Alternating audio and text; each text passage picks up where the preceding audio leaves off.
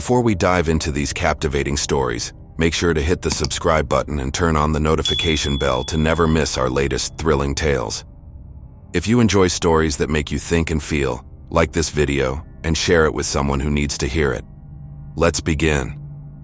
It was a cold, gray Sunday, and the office was eerily quiet. We were closed, but I had stayed behind to finish some paperwork. The silence was so heavy that every creak of the building felt like a shout in the emptiness. I remember glancing at the clock. It was almost 7 p.m. The sun had dipped below the horizon, leaving behind a faint, dying glow. Then it happened. A sharp knock on the glass door jolted me from my focus. My heart raced as I looked up to see a man standing outside. He was tall, wearing a black hoodie, his face shadowed by the dim light of the street lamp. Something about him felt wrong. He didn't wave or call out, just stood there, waiting. The hairs on my neck prickled. Why was he here? We were closed, and the sign on the door clearly stated that. I hesitated but finally walked over, maintaining a cautious distance from the glass. "We're closed," I called out, my voice trembling slightly. But he didn't leave. Instead, he leaned closer, his face now partially visible. His pale skin seemed almost ghostly, and his eyes, they were piercing, almost unblinking. "I just need to use the phone," he said, his voice low and calm. Too calm. Every instinct screamed at me to say no, but something about his tone was hypnotic, disarming even. Still, I shook my head. "Sorry, I can't let you in." "Company policy," I replied firmly, though my hands were trembling at my sides. He stared at me for a moment, then nodded slowly, turned, and walked away into the darkness. Relief washed over me, but it was short-lived. As I turned back to my desk, I noticed something that made my blood run cold. His shadow lingered by the door for a split second longer than his body should have. Trying to shake off the encounter, I sat back at my desk and buried myself in my work. But the office felt different now, heavier, like the air itself was pressing against me. Every sound, the ticking clock, the hum of the air conditioner, felt amplified, unnatural. I couldn't focus. My mind kept replaying the man's piercing gaze, the way he lingered. Then I heard it. A faint tapping sound. It was soft, almost imperceptible, but in the oppressive silence, it was deafening. I froze, my eyes darting toward the door. It was empty. My pulse quickened. The tapping grew louder, more insistent, but this time it wasn't coming from the door. It was coming from the window behind me. I turned slowly, my breath caught in my throat. Nothing. Just the empty parking lot and the faint glow of the streetlights. I tried to laugh it off, convincing myself it was just my imagination. But deep down I knew better. The man hadn't really left. Somehow I could feel his presence. Desperate to calm my nerves, I decided to pack up and leave. I gathered my things. Quickly, my movements hurried and clumsy. As I reached for the light switch, the tapping started again, this time louder and more erratic. It was unmistakably coming from the window. I spun around, and for a split second, I saw him. His pale face was pressed against the glass. His lips stretched into a twisted grin. I screamed, stumbling backward, but when I looked again, he was gone. No footsteps, no sign of him anywhere, just the empty, silent parking lot. My mind raced. Was I imagining things? Was I losing it? But the faint outline of condensation on the glass, right where his face had been, told me otherwise. I decided to call for help. My hands shook as I pulled out my phone, but the screen was dark. Dead battery. Of course. Panic set in. I needed to get out of there, but something made me pause. What if he was waiting for me outside? I double-checked the locks on the doors and windows, making sure everything was secure. The office suddenly felt like a cage, every shadow a potential hiding spot. I tried to convince myself I was safe inside, but deep down, I knew that wasn't true. Then, the power went out. The hum of the lights and machines vanished, leaving me in suffocating silence and pitch-black darkness. My breathing grew shallow, my heart pounding in my chest. I fumbled for my flashlight, the beam barely cutting. Through the inky blackness, that's when I heard it, a low guttural sound like someone, or something, breathing. It wasn't coming from outside. It was inside the office. I swung the flashlight around frantically, the beam darting across walls, desks, and empty hallways. Then, I saw it. A shadow moved in the corner of the room, too fast and too silent to be human. I aimed the light at it, but there was nothing there. The sound stopped, but the air felt heavier, charged with something I couldn't explain. The silence in the office was unbearable. Every creak and groan of the building sounded like footsteps. My flashlight flickered, its beam dimming as the batteries began to fail. I felt trapped, caught in a nightmare with no way out. Then, the sound returned, that low, guttural breathing. This time it was closer. I spun around and my flashlight caught a figure standing in the doorway to the break room. It was him, the man from outside. But something was different now. His face was no longer pale and human-like. It was distorted, his features twisted into something grotesque. His eyes glowed faintly in the dark, like embers smoldering in a dying fire. He took a step toward me, his movement slow and deliberate, as if he was savoring my fear. "Let me in," he said again, his voice now a guttural growl. My instincts screamed at me to run, but my legs felt like lead. I stumbled backward, knocking over a chair, the crash echoing through the empty office. "Stay away," I shouted, my voice trembling. I swung the flashlight wildly, the beam dancing across the walls. He didn't flinch, didn't stop. Instead, he raised a hand, his fingers unnaturally long and claw-like. The shadows around him seemed to writhe and stretch, as if alive. Desperate, I grabbed the nearest object, a heavy stapler, and hurled it at him. It hit him square in the chest, but he didn't even flinch. Instead, he smiled, his teeth sharp and glinting in the faint light. "You can't stop me," he whispered, his voice echoing unnaturally. I turned and ran, my heart pounding. I didn't look back, didn't dare. The hallway stretched endlessly before me, the darkness closing in. I could feel him behind me, his presence suffocating, oppressive. Then, I reached the emergency exit door and slammed into it, praying it would open. It didn't. The door was locked. Panic surged through me like a tidal wave. My hand scrambled at the door handle, pulling and twisting with all my strength, but it wouldn't budge. Behind me, the sound of slow, deliberate footsteps echoed through the hallway. He was coming, and there was nowhere to go. I turned around, my back pressed against the unyielding door. The beam of my flashlight flickered weakly, casting long, jittery shadows along the walls. Then he appeared, stepping into the narrow corridor. His movements were unnervingly calm, each step measured, as if he had all the time in the world. "Why are you running?" he asked, his voice now a haunting mix of mockery and malice. "You know you can't escape." My breathing was ragged, my chest heaving as I tried to think. My eyes darted around the hallway, searching for anything that could serve as a weapon or an escape route. Then I saw it. A fire extinguisher mounted on the wall. It wasn't much, but it was all I had. With a surge of adrenaline, I grabbed the extinguisher and aimed it at him. "Stay back," I screamed, my voice cracking. He paused, tilting his head as if amused by my defiance. Then, without warning, he lunged. I squeezed the trigger, releasing a cloud of white foam directly into his face. He roared, the sound inhuman, guttural, and filled with rage. Taking advantage of the momentary distraction, I bolted down the hallway, my legs carrying me, faster than I thought possible. The office was a maze in the dark, every turn disorienting, every shadow threatening.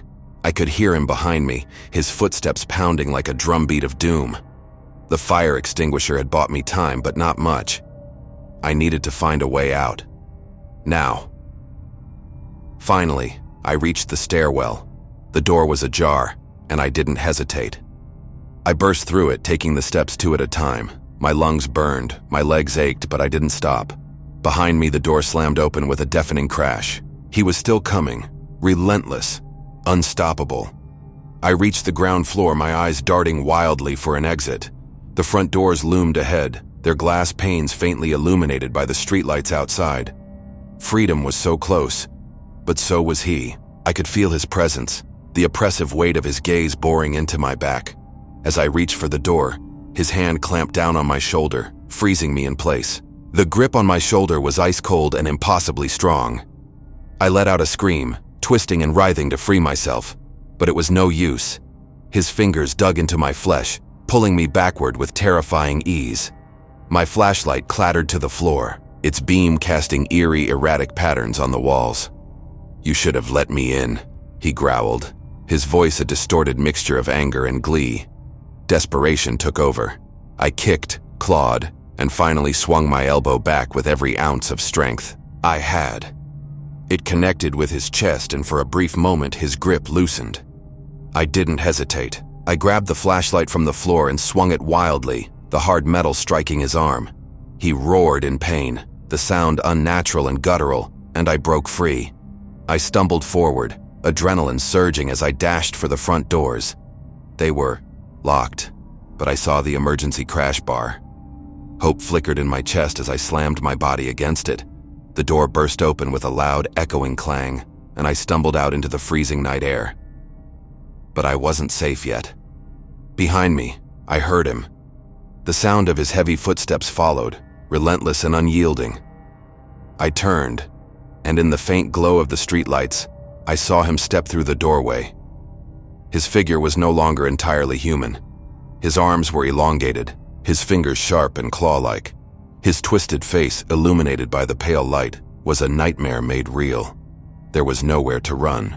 The parking lot stretched out before me, empty and barren. My car was on the far side, but my keys were still in my desk. I was trapped.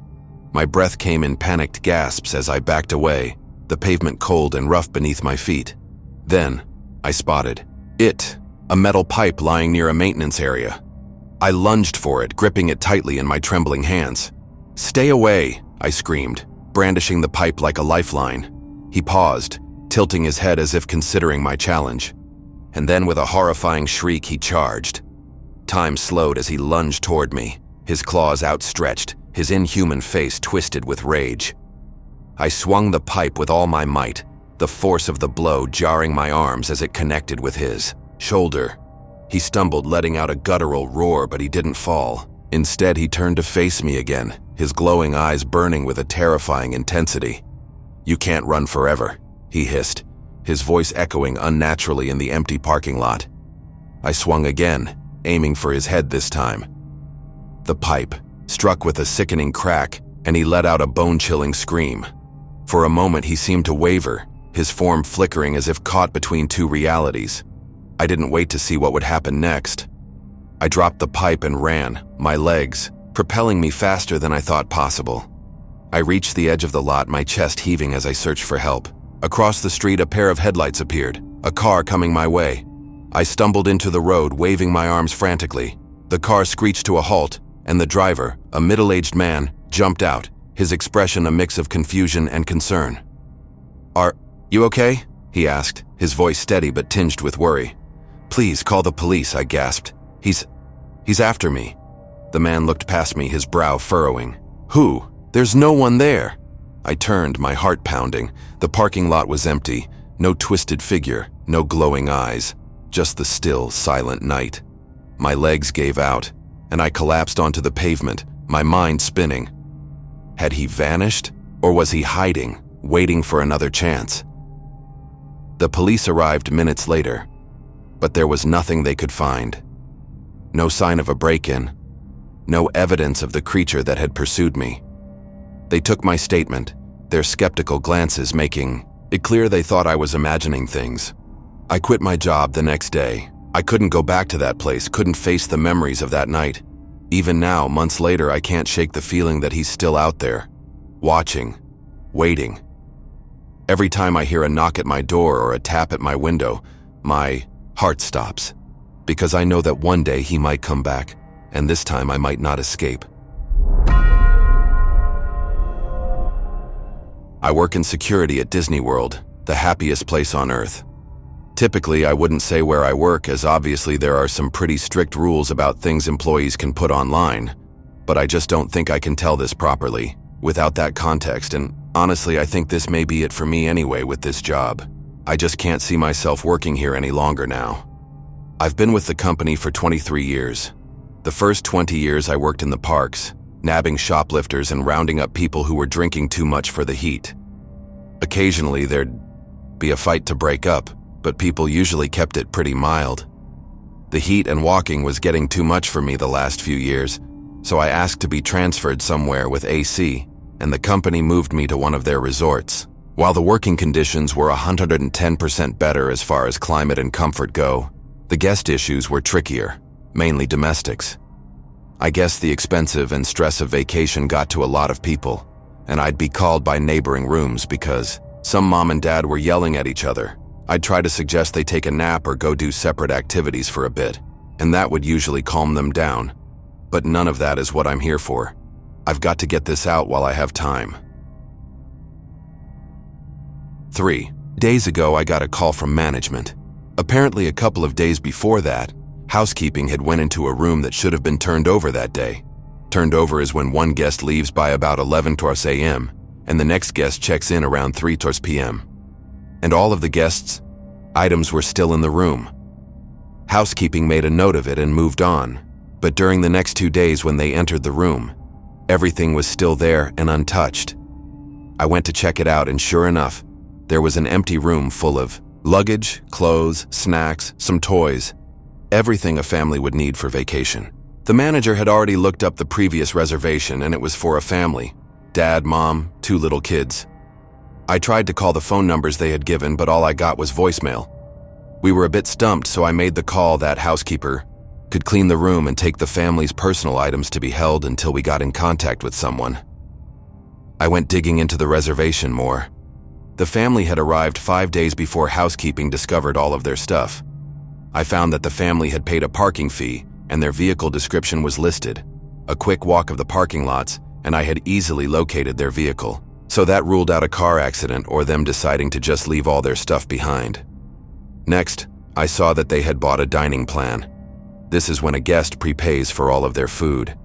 They're given a certain number of credits to use for meals. This family had only used 3 credits, and the last one was 2 days after they checked in. It appeared that the day they arrived, they got here late and probably just stayed on the resort. The next day they used 2 credits at Epcot. The second park day they used just 1 credit at Magic Kingdom, and it was at breakfast time. Now at Disney we have something called magic bands. Magic bands are worn by the guests and act as a room key, park ticket, credit card, dining reservation payment, fast pass, a system used to bypass lines, and more. It took some work, but I was finally able to look up this family's fast pass history. The day they went to Magic Kingdom, they had breakfast at a restaurant in the park, rode a couple of rides, and then rode their last ride, It's a Small World, around 11 a.m. Then nothing. Finally, it was time to bring in someone else on this. I called an old coworker at Magic Kingdom and asked him to pull security footage for It's a Small World at the time they wrote it, and I made my way over there. When I got there, my friend was very confused, almost distraught looking. He showed me what he found. There's usually a camera in the direction of where rides load and unload. The footage showed them scanning their bands to use fast passes for the ride and boarding the ride.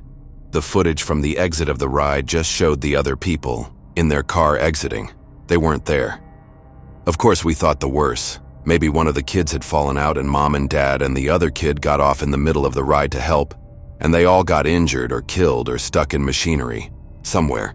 So we shut down the ride, middle of the damn day, turned off that earworm music and turned up the lights. Me and my buddy walked that ride 3 times before we called in help. Eventually, there was close to 10 cast members searching, and we didn't find shit except for 3 cell phones and a hat. And I was right stumped. I've kept digging the past couple of days, and I'm not sure who to tell what I found next to. I've called the police, and I suppose they're on the way, but the company has a way of covering up things like this, and I decided I can't live with myself if I don't put out some type of warning. I kept digging into their reservation over the last couple of days, and today I noticed they had purchased Memory Maker. There are photographers all over the parks and cameras in a lot of the rides, and with Memory Maker, the photos are all free. They automatically get added to a guest's Disney account when the system knows their picture has been taken. And the system always knows. Everyone's whereabouts are always known with the magic bands. Well, I opened up their memory maker photo album and, I swear, there's 732 pictures. The first 30 or so are pretty normal. Epcot, a few rides, in front of the castle.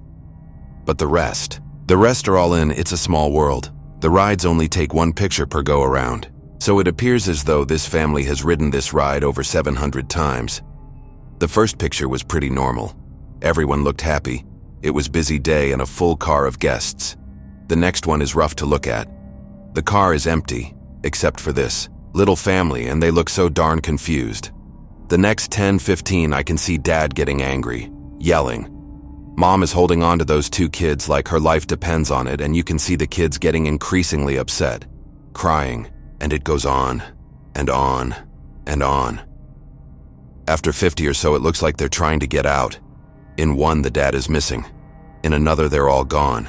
Maybe like they've bailed early in the ride and tried to walk out. But in the very next one, they're all right back in that damn car. After around 450 or so, I only see the mom and kids. It's just when I look closely I can see Dad, maybe just his body now, slumped down in one of the other seats. Since about 6:75, there's just Mom and one kid, another body in another seat. The mom and kid aren't moving anymore. I think them.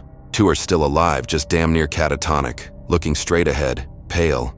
And y'all, I swear on my fucking life the dolls are moving or something. In some of these pictures I can tell they aren't where they should be. I even saw one with a doll in the car with this family. I can't look anymore, or I'm going to lose my lunch. I closed the album. Its file size has increased since I closed it. God, are there new pictures being added? I see on security cameras that the local PD just arrived, so they'll take over soon. I wish I knew what the fuck is going on. But I also wish this damn thing had never landed in my lap. I don't think I'll be able to update this. After I talk to the police, I think I'm going to walk out of here and never come back. I just wanted to get this out there before Disney feeds the media some bullshit cover-up as to why a whole family vanished. They didn't vanish. I know where they are. It all started with a routine day at work. I'm part of the IT support team at a large corporation, and most of my days are spent resolving password resets and connectivity issues. But that day, a ticket caught my eye. The subject line read, "Urgent, help me." Nothing unusual, except it was marked as coming from Mark Evans. Mark had been dead for 3 years. At first, I thought it was a cruel prank. Maybe someone had reused his credentials or the system glitched. Still, I opened the ticket. It contained nothing but a single line. "I'm still here. Help me." I'll admit, it sent a shiver down my spine, but I reasoned it away. Computers are strange, unpredictable things. I reassigned the ticket as resolved, thinking that would be the end of it. The next morning, the ticket was back. Same subject, same message. Only this time, the timestamp showed it had been reopened in the dead of night. Our system logs showed no activity from anyone. It just appeared. By now, I was too curious to let it go. I decided to investigate further, still convincing myself it had to be a tech glitch.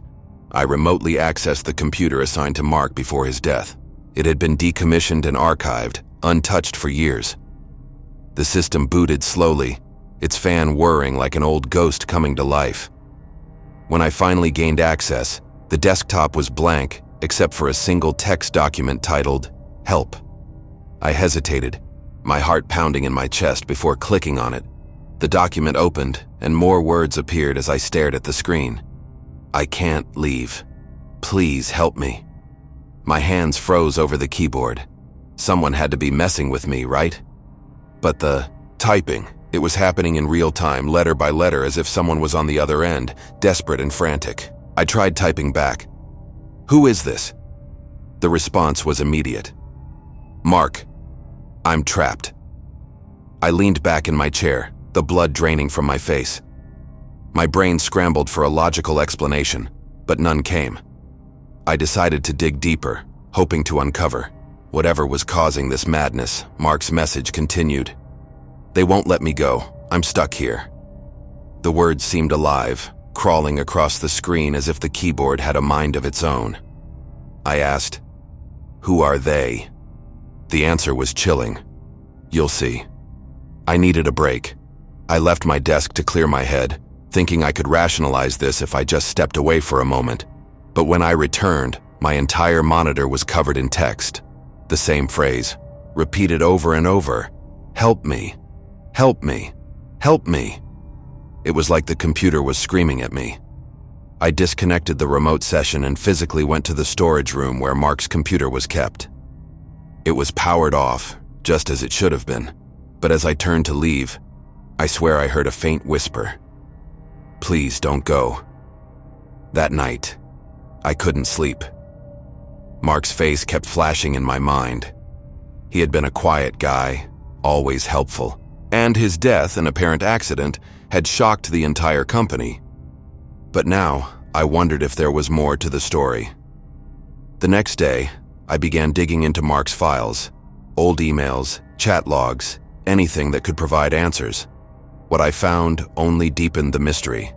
Weeks before his death, Mark had submitted several strange IT tickets himself, reporting that his computer was behaving oddly, files disappearing, messages he didn't write showing up. No one had taken him seriously. One email stood out. It was addressed to HR but never sent. In it, Mark wrote, "I think something is wrong with my computer, or maybe it's me. I hear voices when I'm alone. I see things that shouldn't be there. Please, if something happens to me, don't ignore it."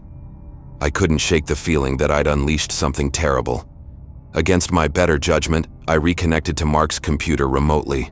The moment I logged in, a new message popped up. "You should have stayed away." The lights in my office flickered. My heart raced as I typed, "What do you want?" The response was instant. "Help me. Set me free." The room grew colder, and the air felt heavier. I tried accessing the computer's logs, but my mouse froze. The screen flickered, and a distorted face appeared for a split second. It was Mark, or something pretending to be him. His eyes were hollow, his mouth open in a silent scream. The screen went black, and my entire system crashed. When I tried rebooting, the computer wouldn't turn on. It was as if whatever was inside Mark's machine had jumped into mine.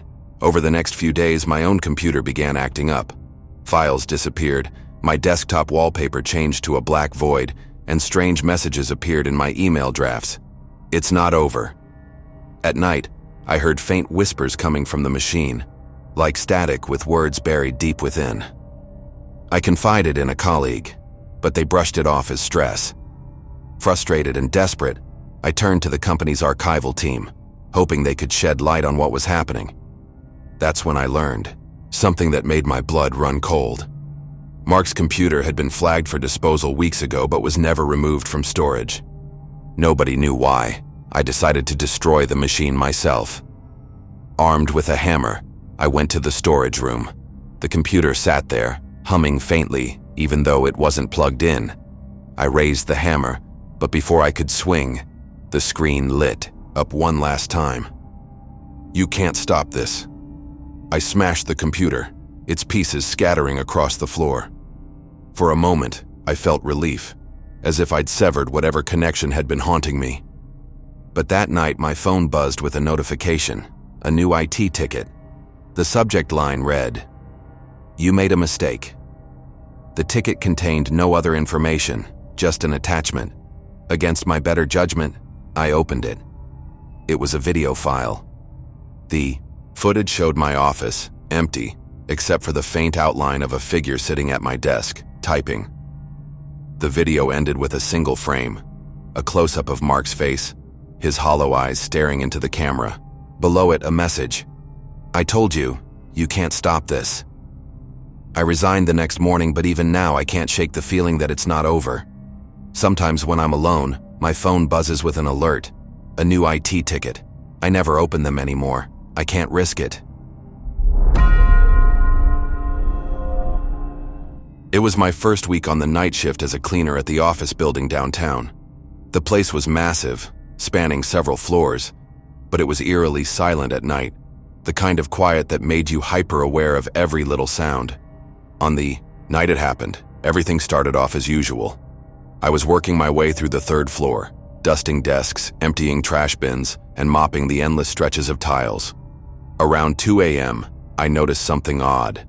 The conference room door was slightly ajar. Normally, it was always locked at night. Curiosity got the better of me.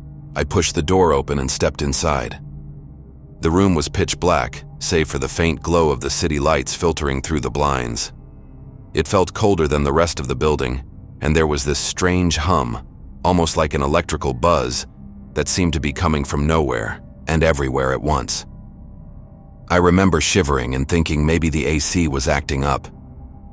But then, I noticed something even stranger. The cleaning cart I had left outside the room was now gone. I felt a chill run down my spine. I should have left, right then, but something compelled me to stay to look around. That's when I heard it, a faint whisper, like someone calling my name coming from the corner of the room.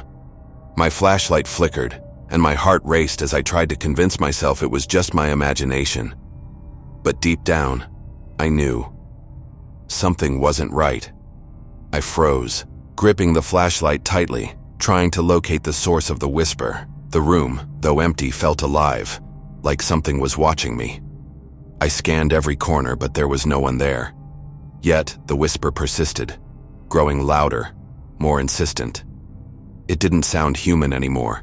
It was guttural, almost like a growl. Suddenly, the blinds rattled violently as if hit by a gust of wind, but the air was still. My flashlight flickered again, and this time, it went out completely. I was plunged into darkness. Panic set in. I fumbled with the flashlight, slapping it against my palm to get it working. When the beam finally came back on, it illuminated, something that made my blood run cold. The cleaning cart was back, but it wasn't outside the room where I had left it. It was inside, shoved against the far wall, and lying on top of it were my gloves, soaked in something dark and wet. At first I thought it was water, but the smell hit me, coppery and nauseating. Blood. My hands trembled as I backed toward the door, but no matter how far I moved, the distance between me and the cart seemed to stay the same. It was as if the room had stretched, trapping me inside. Adrenaline kicked in, and I sprinted for the door, but as soon as I reached for the handle, the whispering stopped. The sudden silence was deafening, pressing down on me like a weight. I yanked the door open and stumbled into the hallway, gasping for air. For a brief moment, I felt relief. But when I looked back, the conference room was dark again, the door swinging shut on its own with a slow, deliberate creak. I didn't wait to find out what was happening. I grabbed my phone to call security, but there was no signal, not even a single bar. My legs felt like jelly as I hurried down the hall toward the security desk on the ground floor. But as I passed by the other rooms, I noticed something chilling. Each door I passed was slightly ajar, and inside each room I could see cleaning carts identical to mine, all with gloves soaked in that same dark red liquid. My footsteps echoed unnaturally in the empty hallways, each step feeling heavier than the last. When I finally reached the staircase, I almost cried with relief. But as I descended, the whispering started again. This time, it was louder, coming from all around me. I felt like I was being followed, chased by something I couldn't see. I turned around, but there was nothing there, just the empty, dimly lit hallway stretching endlessly behind me. By the time I made it to the security desk, I was a mess. My clothes were damp with sweat and my hands wouldn't stop shaking. The guard, a burly man named Carl, looked at me with concern as I stumbled in. "What happened?" he asked, but I could barely get the words out. Someone, in the conference room." Carl frowned and motioned for me to sit while he pulled up the security footage. As the screen flickered to life, I watched myself enter the conference room. The timestamp confirmed it was just minutes ago. But what happened next made my stomach drop. I saw myself step inside, flashlight in hand. Then the door closed behind me, but I never came back out. Carl rewound the footage, playing it again and again. Each time the same thing happened. I walked into the room, the door shut, and then nothing. I was gone. No sign of me leaving, no sign of anyone else entering. Carl looked at me, his face pale. This isn't possible," he stammered, but it was right there, on the screen. Desperate for answers, Carl decided to investigate. He grabbed his flashlight and a radio and told me to stay put. I wanted to protest, but I couldn't form the words. All I could do was watch as he disappeared down the hall. Minutes passed, each one feeling like an eternity. Then his voice crackled over the radio. "There's nothing here. The room's empty, no sign of anything strange." But then, his voice cut off abruptly, replaced by static. My heart pounded as I stared at the radio, willing him to respond. Finally, after what felt like forever, the static stopped. But it wasn't Carl's voice I heard. It was the whispering, louder now and clearer. "You shouldn't have come back," it hissed. I bolted from the desk, heading for the nearest exit. But as I turned the corner, I stopped dead in my tracks. Carl's flashlight lay on the floor, its beam pointing toward the conference room. The door was wide open now, and the same red glow I had seen earlier spilled out into the hallway. My instincts screamed at me to run, but my legs refused to move. Something was in there, something waiting. Against my better judgment, I stepped closer. The air grew colder with each step, and the red glow intensified. Inside, the room was unrecognizable. The walls seemed to pulse like they were alive, and the floor was slick with the same red substance that had soaked my gloves. At the center of the room stood the cleaning cart, but now it was different. It looked older, rusted and decayed, like it had been there for decades. And then I saw them. Shadows, moving along the walls, their forms shifting and writhing like they were trying to break free. I couldn't see faces, but I could feel their eyes on me, burning into my skin. My breathing grew shallow as I realized the whispers were coming from them. They weren't just voices, they were warnings, begging me to leave before it was too late. But it was already too late. The door slammed shut behind me, and the red glow consumed everything. I felt a hand on my shoulder, cold and clammy. When I turned, there was nothing there, just darkness. And then, I felt it. A sharp, searing pain in my chest, like something was being ripped out of me. My screams echoed in the empty room, blending with the whispers until I couldn't tell where one ended and the other began. When I woke up, I was in a different room, the janitor's closet.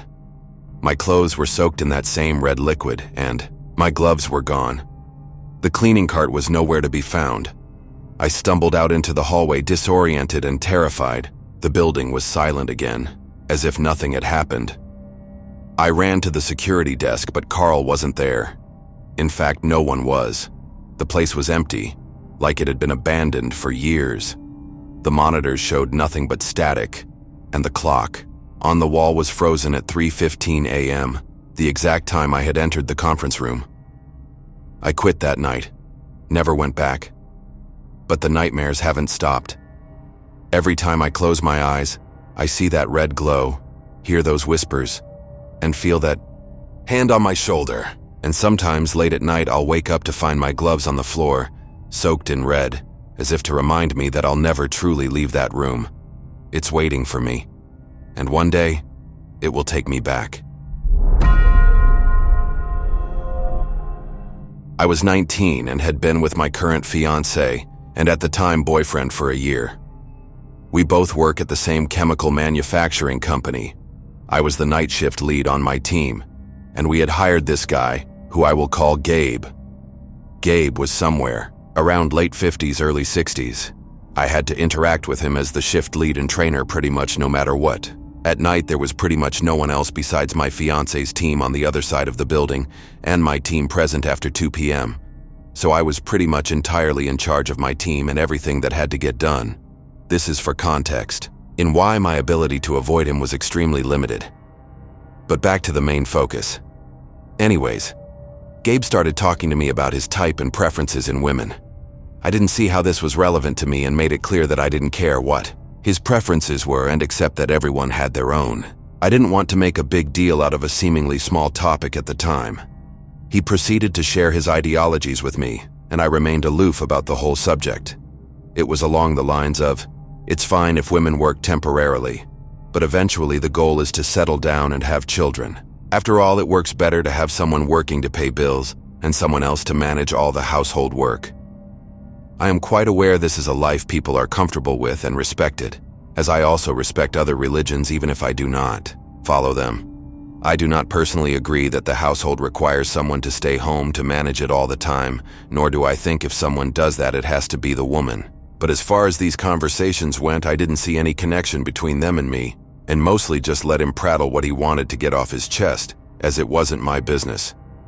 I am not a traditional woman, and figured if anything I was the opposite of this description anyways.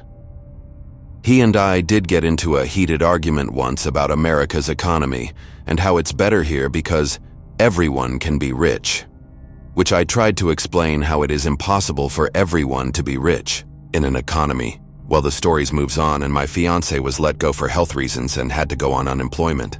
We only shared one vehicle and I only had my driver's permit at the time, so I wasn't comfortable driving alone back home at 1 a.m. I gave my boss a 3 weeks notice just to ensure I could train everyone up to speed so they weren't screwed over in my absence. A notion my boss very much appreciated. I told the team, and that's when Gabe started behaving in a disagreeable manner. In week 1, I had a hickey on my neck. My boss knew and never made any complaint or fight against it. This wasn't overly common, it just sometimes happened, but considering we didn't deal with customers, he certainly didn't care, but Gabe did, evidently. While I was working, he tapped my shoulder, and I assumed he had some kind of question for me, so I paused to listen, only for him to be addressing my hickey. "Don't you think it's a little unprofessional?" To which I replied that we do not need to put on a show for anyone, and it doesn't hinder my ability to work in any fashion. Well, what if it bothers people or our boss that you're parading your personal life like that? I said that if my boss told me that it was unacceptable, I would take the extra effort to ensure it didn't happen again. But considering how no one has said anything to me before, I assumed they do not care, so neither will I. "So you don't care if it hurts someone's feelings?" "No, I don't, not really. Because their feelings about my life are not my concern. Anything they think about it is only their own assumption of what happened anyways, making it their own imagination."